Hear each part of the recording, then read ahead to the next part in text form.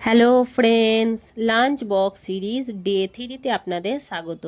আমি আজকে এই ভিডিওটাতে একটা খুবই সুস্বাদু আর হেলদি রেসিপি আপনাদের সাথে শেয়ার করব, যেটা ছোট থেকে বড় সবাই খেতে পারবে। আপনি খাস করে বাচ্চাদেরকে লাঞ্চেও দিতে পারবেন, আর বড়দের মন চাইলে বড়রাও খুবই খুশি খুশি খেয়ে নেবে। তবে বন্ধুরা, দেরি না করে চলুন ঝটপট করে আপনাদের সাথে এই রেসিপিটা শেয়ার করা যাক। সব থেকে আগে এখানে আমি একটা পাত্রে 1 কাপ সুজি নিয়ে নিয়েছি। একটু সুজিটা মোটা, আর এবার এই সুজিটাতে আমি 1 কাপের থেকে একটু কম টক দই দিয়ে দেব। এখানে ধ্যান রাখতে হবে, দইটা বেশি টক হলে চলবে না, মিডিয়াম টক হতে হবে দইটা। আর ওই কাপেরই 1 কাপ পানি দিয়ে খুব সুন্দর করে এগুলোকে মিক্স করে কমসে কম 15 থেকে 20 মিনিট ঢাকা দিয়ে সাইডে রেখে দেব, যাতে করে আমাদের সুজিগুলো খুব সুন্দরভাবে ভিজে যায়। এদিকে আমি একটা বিট নিয়ে নিয়েছি, বড় বিটটা দেখতেই পাচ্ছেন।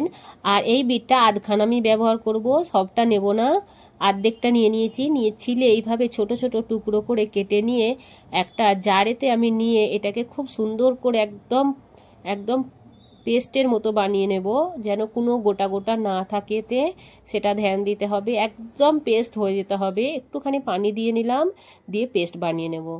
এখানে দেখুন একদম পেস্ট বেনে গেছে, আমার রেডি হয়ে গেছে। এদিকে আমি কিছু সবজি নিয়ে নিয়েছি, যেমন একটু টুকরো টুকরো করে লম্বাই লম্বাই কেটে রেখেছি ক্যাপসিকাম, পেঁয়াজ, বাঁধাকপি আর গাজর। এখানে আমি একটা কড়া নিয়ে নিয়েছি, এতে আমি একটু তেল দিয়ে নিয়েছি। এবার একটা কিউব বাটারে আমি দিয়ে দিলাম। বাটারটা ডাইরেক্ট দিলে পুড়ে যাবে, সেই কারণে তেলটা দিয়েছিলাম। আর কিছু রসুন কুচিয়েতে দিয়ে খুব সুন্দর করে আগে লাল লাল মতো করে ভেজে নেব রসুনগুলোকে। এবার যে সবজিগুলো আমরা কেটে রেখেছিলাম সেই সবজিগুলোতে দিয়ে দিলাম, দিয়ে হাই ফ্লেমে 2 থেকে 3 মিনিট পর্যন্ত আমাদেরকে এগুলোকে খুব সুন্দর করে নাড়তে হবে। আর এতে একটু স্বাদ অনুযায়ী আমি নুন দিয়ে দিলাম। বেশি একদম আমি সেদ্ধ করব না, সবজিগুলো হালকা কাঁচা কাঁচা থাকবে, সেরকম মতো করে নেব। কিছুক্ষণ পরে দেখুন আমি বন্ধ করে দেবো। এবার চুলো বন্ধ করে দেওয়ার পরে বন্ধুরা, একদম কমপ্লিট আমাদেরকে সবজিগুলো ঠান্ডা করে নিতে হবে।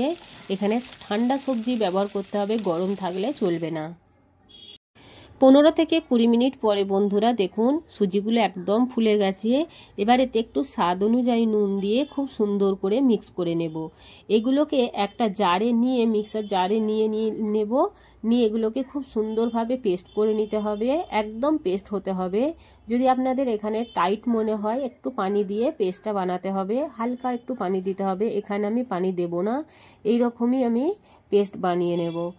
আর আমাদের পেস্টটা বেশি একদম মোটা মতো হলে হবে না, আবার একদম পাতলা হয়ে গেলে হবে না, একদম মিডিয়াম থাকতে হবে। দেখুন এখানে এইভাবে একটা পেস্ট বানবে, নর্মাল একটা পেস্ট বানিয়ে নিতে হবে। এবার এটাকে আমি একটা পাত্রে ঢেলে নেব।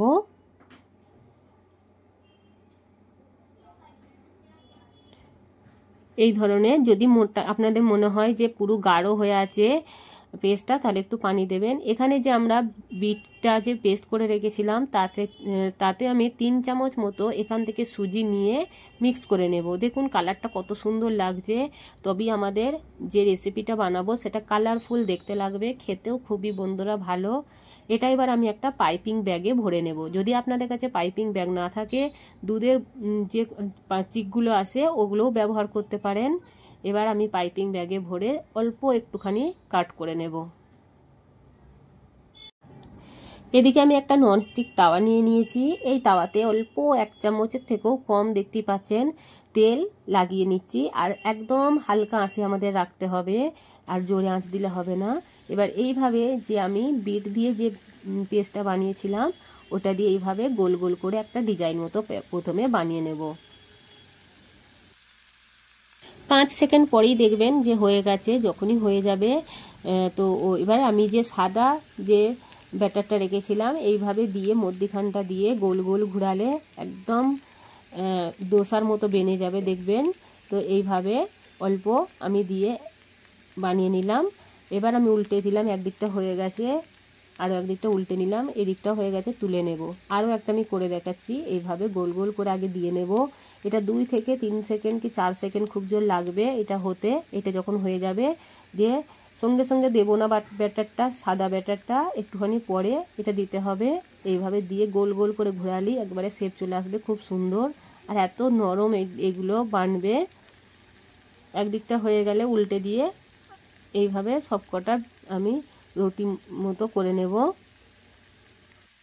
এইভাবে সবকটা আমি বানিয়ে নেব। দেখুন উল্টে দিয়েছি, হয়ে গেছে এই দিকটা, এটাও আমি তুলে রেখে দেব। আমি রুটিগুলো সব করে নিয়েছি। এবার যে সবজিটা আমি বানিয়েছিলাম সেটা ঠান্ডা হয়ে গেছে। ঠান্ডা হয়ে যাওয়ার পর এতে আমি একটু গোলমরিচ গুঁড়ো আর এতে 3 চামচ দই আর 3 চামচ এখানে মিয়োনিজ দিয়ে খুব সুন্দর করে মিক্স করে নেব। আর আমরা এখানে কোনো রকমের নুন ব্যবহার করব না, তার কারণ এতে আগে থেকেই নুন আছে। এবার যে শিটগুলো বানিয়েছিলাম সেই শিটগুলো একটা নিয়ে নেব। দেখতেই পাচ্ছেন কতটা নরম, দেখুন হাতের মুঠোয় চলে আসছে, খেতেও খুবই অসাধারণ, একবার ট্রাই করে দেখতে পারেন। এবার আমি এইটা দিয়ে দেব, দিয়ে এইটাকে রোল বানিয়ে নেব। এখানে একটু আমি কেচাপ দিয়ে দেব, কেচাপ দিলে খাট্টা মিঠা একটু স্বাদ আসে, খুব খেতে ভালো লাগে। এইভাবে কেচাপ দিয়ে এবার এইগুলোকে রোল বানিয়ে নেব। এগুলোকে এইরকমই দেবো না, একটু মধ্যে দিয়ে কেটে নেব। এই দেখুন দেখতে কত সুন্দর লাগছে, জুসি দেখুন কতটা লাগছে, খেতেও খুবই মজাদার। চলুন টিফিনটা প্যাক করে নিই। এইভাবে বাচ্চাদেরকে বানিয়ে দিলে বাচ্চারা পুরো টিফিন ফিনিশ করে নিয়ে আসবে, একটুও টাইম লাগবে না। আর দিয়ে দিলাম কিছু রোস্টেড কাজু। এই টিফিন বক্স রেসিপিটা বন্ধুরা কেমন লাগলো আপনাদেরকে অবশ্যই আপনারা কমেন্ট করে জানাবেন। দেখতেই কত সুন্দর লাগছে, দেখুন কত কালারফুল লাগছে। তাহলে বাচ্চারা কালারফুল জিনিস খুব পছন্দ করে, আর ওদেরকে দেখতেও যেমন ভালো লাগে, এটা বাচ্চাদের জন্য খুবই হেলদি। আর এটা আপনারা নাস্তাতে সকালে নাস্তায় খেতে পারেন, আবার বৈকালবেলাতেও করে খেতে পারেন। একবার ট্রাই করবেন, খুবই ভালো লাগবে। যদি ভিডিওটা আপনাদের ভালো লেগে থাকে তাহলে অবশ্যই সাবস্ক্রাইব করে যাবেন। ভিডিওটা দেখার জন্য অনেক অনেক ধন্যবাদ।